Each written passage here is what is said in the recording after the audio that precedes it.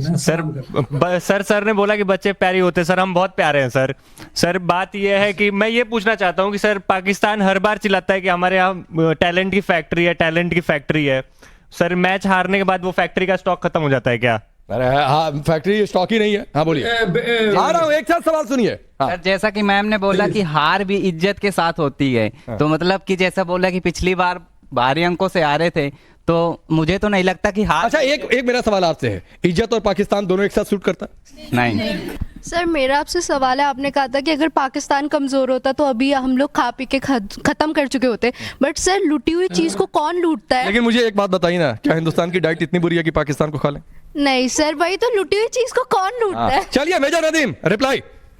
देखिए इतने प्यारे बच्चे हैं, मैं इनको ये जवाब देना चाहता हूं कि बेटा देखिए गेम जो होता है इसमें स्पोर्ट्समैन स्पिरिट होनी चाहिए, और गेम में हार जीत इसका हिस्सा होता है। कभी बैड पैचेस आते हैं। एक जमाना था कि इंडिया के अंदर आके हम पाकिस्तान जो है इनको हराता था, और कलकत्ता के अंदर एक दफा वेंकटेश स्टेडियम में जब इनको हमने हराया तो लोगों ने वहां कुर्सियां को आग लगा दी और बोतलें फेंकी। उन्होंने कहा हम हार नहीं मानते, जबकि हारने वाले थे। तो पुलिस ने पूरा स्टेडियम खाली कराया और फिर खाली स्टेडियम में हमारा मैच कराया। बेटा ये दोनों बात ठीक है मेजर नदीम, मैं यही तो कह रहा हूँ। और हमारे शैलेंद्र, ये अभी भी वसीम अकरम इमरान खान के जमाने में जी रहे हैं, अभी भी शोएब अख्तर के जमाने में जी रहे हैं कि कभी कुछ मैच जीत जाया करते थे। नो डाउट उस समय की टीम अच्छी थी। जय हिंद, जय हिंद, जय हिंद, नमस्कार। नदीम भाई मेरे जाबाज फौजी, मेरे पाकिस्तान के जाबाज फौजी, राष्ट्रवाद का प्रोग्राम है, देश से बढ़कर कुछ नहीं होना चाहिए। और मुझे लगता है आपको आरजू काजमी को समझाना चाहिए। आरजू, आप बहुत ज्यादती कर रही हैं अपने देश के साथ जब आप बोलती हैं। हार भी इज्जत के साथ, भगवान करे आपको यही इज्जत मंजूर रहे, आपको हमेशा यही इज्जत रहे। मैं ये गलत बात है, देश के लिए इस तरह की बात करना आप बहुत गलत काम कर रही है। पीछे लगा रखा है आपने गौतम बुद्ध का चेहरा।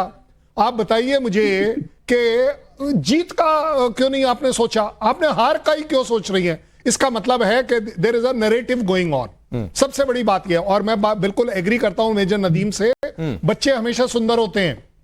और वो जो जिस कुत्ते की आप बात कर रहे हैं ना, आप बिल्कुल ठीक बोल रहे हैं। हमने तो चाइना का कुत्ता बना लिया, चाइना को हमने एज अ कुत्ते की तरह ट्रीट कर रहे हैं क्योंकि उनका कुत्ता ले लिया।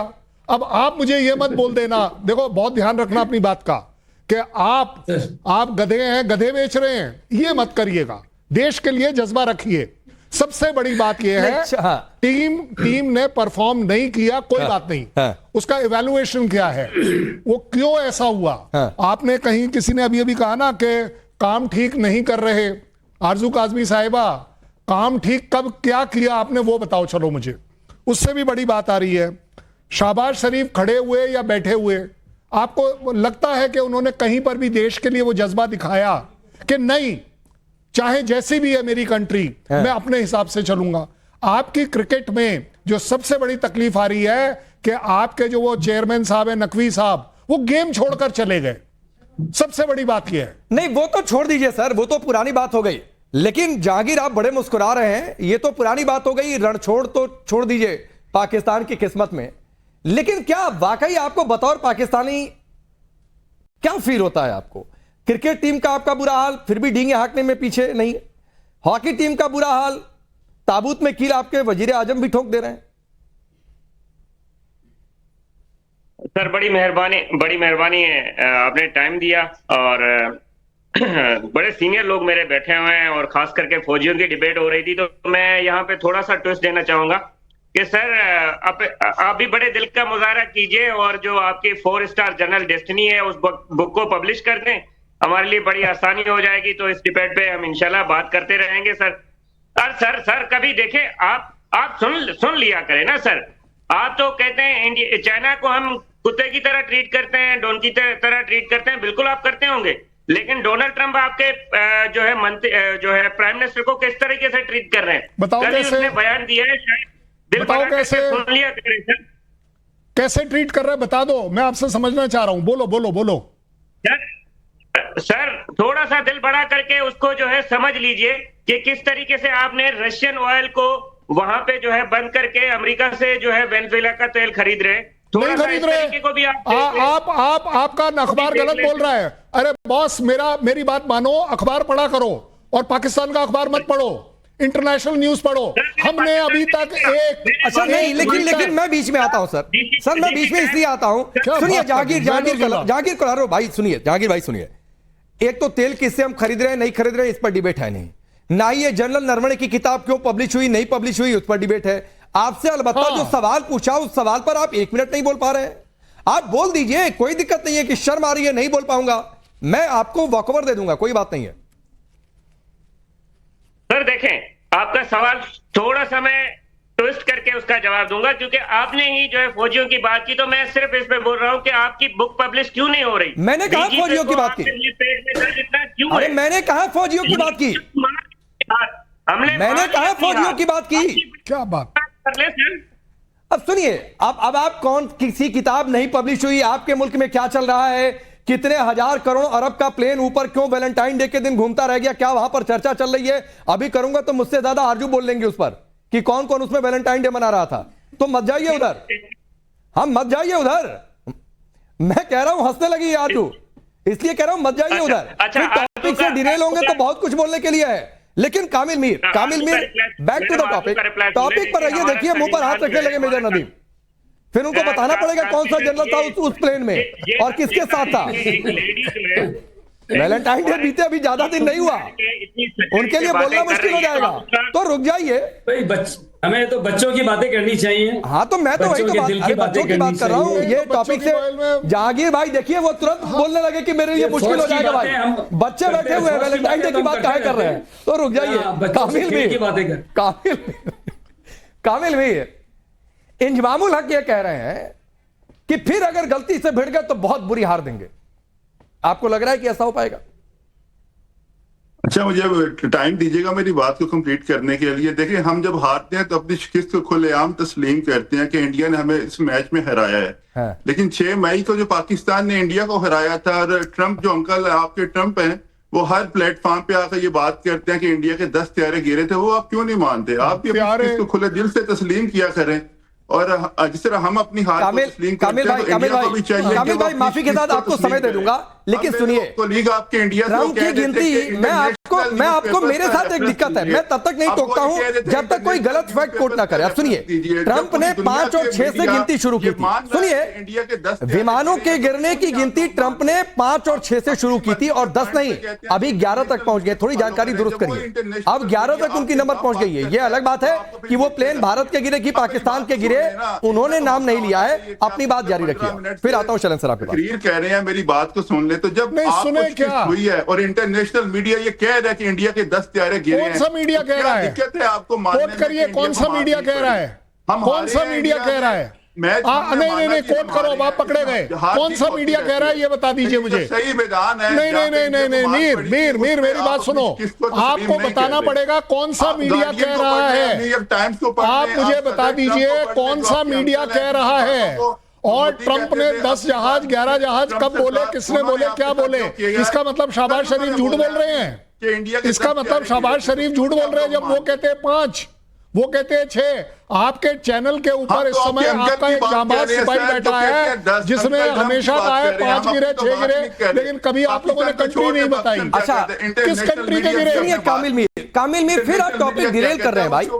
कामिल मीर आप टॉपिक डिरेल कर रहे हैं। 6 मई की बातचीत नहीं हो रही है। मैं आपसे क्रिकेट की आज बातचीत कर रहा हूं। मैं आज का टॉपिक है हॉकी टीम की आपकी बुरी दशा। आज का टॉपिक यह है कि शहबाज शरीफ एक इशारे पर ट्रंप के खड़े हो गए। आप इन तीनों टॉपिक पर नहीं बोल पा रहे हैं। मैं एक और सवाल चलिए आपसे पूछता हूं। एक और कहा है मोहम्मद आमिर ने, आपके बढ़िया खिलाड़ी रहे, बढ़िया बॉलर रहे, वो कह रहे हैं रमजान आ गया है तो माशाअल्लाह जीत जाएंगे, मतलब अल्लाह भरोसे जीत है।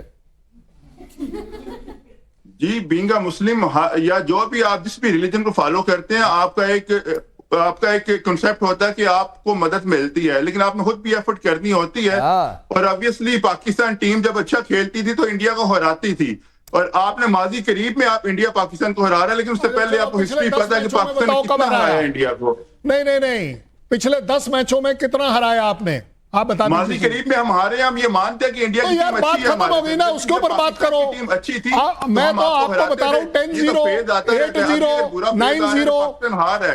तो हो सकता है आपको अगले मैच में जब भी हो पाकिस्तान आपको सरप्राइज करे। बिल्कुल, पाकिस्तान सरप्राइज करेगा। आरजू एक तो ये किसी के रिलीजन पर सवाल नहीं है, मैं कभी भी रिलीजन पर सवाल नहीं उठाता हूं और ना किसी को उठाने देता हूं अपने शो में। लेकिन जो बात कामिल ने आखिरी में कही कि भी अल्लाह भी तो उन्हीं की मदद करेंगे जो अपनी मदद करेगा। आप मैदान पर जाकर खेलेंगे नहीं, आपको शॉट खेलने नहीं आएगा, फील्डिंग करने नहीं आएगी, उसके बाद क्या तो साहब हम जीत जाएं, अल्लाह मदद कर दें। बिल्कुल ऐसा ही है, जब तक खुद कुछ नहीं करेंगे, खुद अपने अपने खेल को सही नहीं करेंगे, साथ ही साथ जाहिर है कि जो चेयरमैन है क्रिकेट बोर्ड के, उनको भी इस बात को समझना होगा कि आप किस तरह की टीम रख रहे हैं। जिनको खेलना आता है उनको बाहर बिठा रखा है, जो अपने फेवरेट होते हैं उनको अंदर ले आते हैं। आधी टीम तो दामादों से भर रखी है। तो फिर जाहिर है कि यही होगा। इसमें वो जैसे कहते हैं ना कि अल्लाह जो है वो जाहिलों का और निकम्मों का साथ नहीं देता, तो इसके लिए काम करना पड़ेगा, तभी अल्लाह साथ देगा। वरना अगर ऐसा ही होता तो इस वक्त हमारे ऊपर इतना कर्जा ना चढ़ा हुआ होता जो पाकिस्तान के ऊपर लोन है। अल्लाह ने वो लोन हमारा जो है दे दिया होता, लेकिन ऐसा नहीं है। हमें खुद काम करना पड़ेगा, अपने आप को इस काबिल करना पड़ेगा, अदरवाइज तो इसी तरीके से ख्वार होते रहेंगे। अच्छा अर्जु, एक चीज और सुनने में आई है कि ये जो कोलंबो में जाकर मोहसिन नकवी ने बिरयानी और पता नहीं क्या क्या खिलाया था टीम को मैच से पहले, वो बर्तन ऑस्ट्रेलिया चले गए थे और वही हॉकी खिलाड़ी वहां पर धोकर आए हैं। नहीं, वो बर्तन उनके अपने थे, ऑस्ट्रेलिया में ऐसा नहीं है। लेकिन ये जरूर है कि हॉकी टीम की वजह से काफी एम्बैरेसिंग सिचुएशन हुई है। लेकिन आप ये देख लीजिए कि अब हॉकी को कोई पूछ ही नहीं रहा। मुझे लग रहा है अगर यही सिलसिला रहा तो एक दिन क्रिकेट को भी लोग भूल जाएंगे कि पाकिस्तान में कोई क्रिकेट भी हुआ करती थी। Major Nadeem, on a serious note भाई, आप कैसे कर लेते हैं? मतलब खिलाड़ियों से बर्तन धुलवा दें? जरा वो एआई वाला वीडियो भी डाल दीजिएगा जो आया है।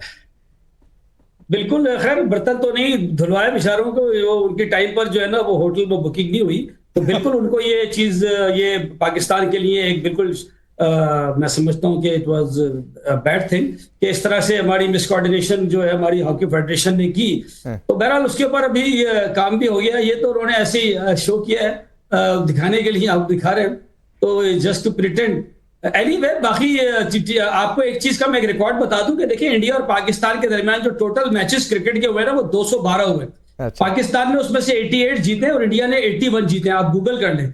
और अभी भी पाकिस्तान का पल्ला टेस्ट मैच और वनडे इंटरनेशनल में इंडिया से ऊपर है।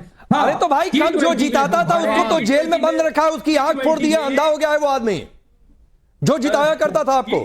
नदीम भाई सुनो नदीम मेरे भाई सुन, आपने बिल्कुल ठीक कहा है और हम चाहेंगे आपका अल्लाह और मेरा भगवान मिलाकर आपको हर बार अच्छी परफॉर्मेंस कराए और अच्छी परफॉर्मेंस आपको हो, लेकिन जीतेगा इंडिया। आपको भी ये दोनों का हो, जीतना इंडिया चाहिए। मैं चाहता हूं आप अच्छा परफॉर्म करें, बिकॉज यू नो राइवलरी की जब बात आई थी तो यही बात हमारे वो शुभम गिल ने कहा, बोले राइवलरी तो जब होती है ना जब एक 1 अप 1 डाउन 1 अप 1 डाउन, यहां तो 8 डाउन, बोले राइवलरी रही कहां। मैं चाहूंगा इसलिए आप उसमें अच्छा परफॉर्म करें, टीम को तैयार करें, बिल्कुल सामने आए।